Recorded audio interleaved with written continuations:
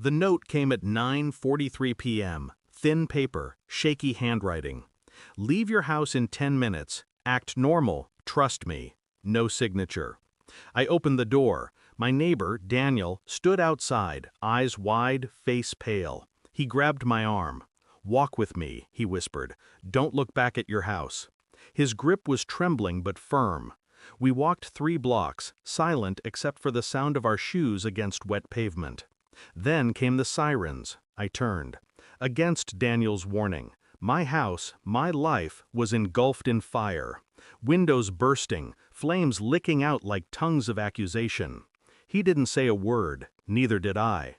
But something inside me, something buried and patient, started breathing again. Because I knew that fire wasn't an accident. The police called it an electrical fault. I called it bullshit.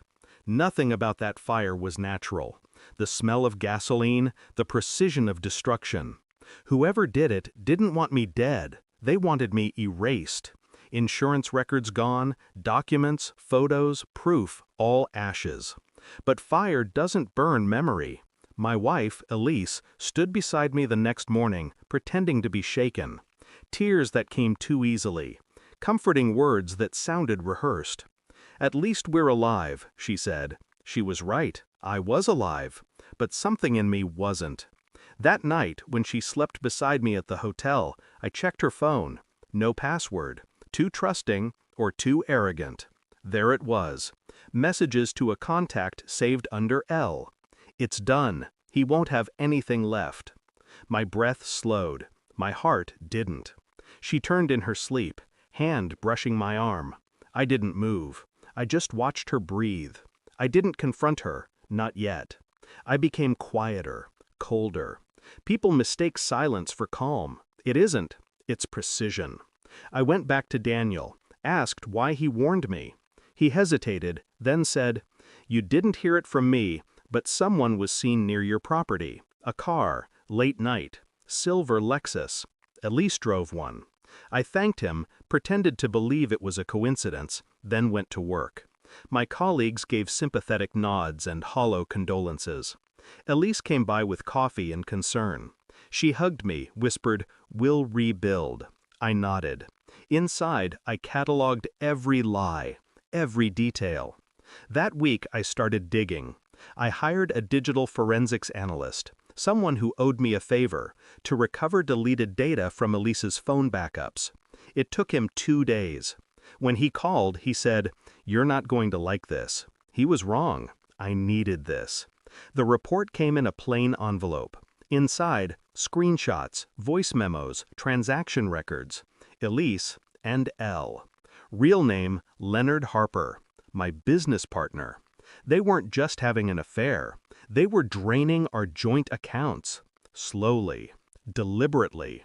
Then torching the evidence, literally. Insurance payout, liquidation funds. The plan was simple. Burn the past, cash the future. I sat there for an hour, reading, listening, watching their laughter recorded in snippets of audio. He'll never see it coming. He's too predictable. They were right about one thing. I was predictable, until that night.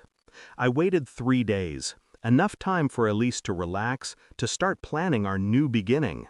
We met at the insurance office. Leonard was there, playing the part of the supportive partner. Elise wore black, appropriate. I handed her a small drive. "Photos of the house," I said. She smiled. Leonard leaned back, smug. I pressed play on the screen. Her messages, his voice, the plan, the laughter, the transfer logs. Silence fell like glass breaking. Elise's face drained of color. Leonard stood up, jaw tight, eyes darting. I leaned forward. "You should have let the house burn after I left."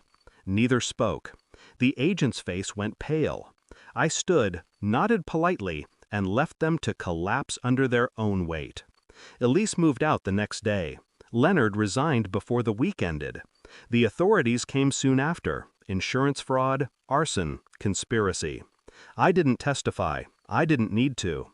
The evidence spoke better than I ever could. People asked if I felt vindicated.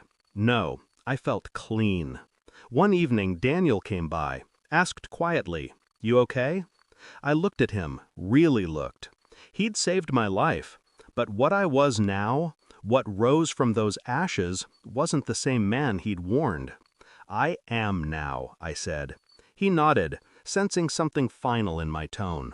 When he left, I stood by the window, watching the reflection of the empty lot where my house once stood. No ghosts, no noise, just quiet. And I liked it that way. They burned my home to erase me, but all they did was set me free. Thanks for watching. Don't forget to like, share, and comment. Subscribe now to Cheating Stories Insight World for more amazing stories.